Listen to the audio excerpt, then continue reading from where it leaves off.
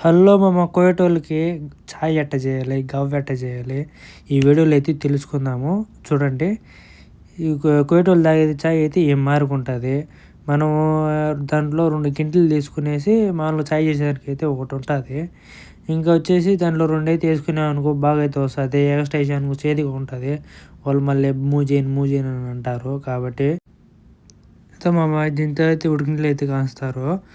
ఉడికినీళ్ళు తీసుకునేసి దాంట్లో కొంచెం పోసేసి ఇంకా సేమ్ కూడా గవ్వ కూడా అంతే మామ, ఏ మారకుండా ఉంటుంది గవ్వ. మనమైతే మిక్సీ పట్టాలి మా, మిక్సీ పెట్టినామంటే ఒక 2 చెప్పు మిక్సీ అయితే పెట్టినామనుకో ఇది ఏ మాదిరిగా అయితే వస్తుంది మామ గవ్వ అయితే. ఇంకా సేమ్ గవ్వ అయితే 2 మాటలు అది 2 కప్పుల మీద తీసుకునేసి దాంట్లో వేసామంటే బాగా చేదురాకుండా అయితే బాగా టేస్ట్గా ఉంటుంది. తర్వాత అయితే ఇక వీళ్ళు గవ్వ ఎంత కాస్తారో మనమైతే గ్యాస్ మీద కాస్తాం. వీళ్ళైతే ఈ మార్గ పొయ్యిలు ఉంటాయి.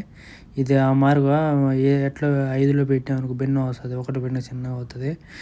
ఈ మార్గ అయితే గవ్వ అయితే వేసామనుకో బాగుంటుంది మామ. ఇంకా వచ్చేసి కుంకుమ పువ్వు, యాలకులు అన్నీ వేసినామనుకో సూపర్గా అయితే వస్తుంది మామ.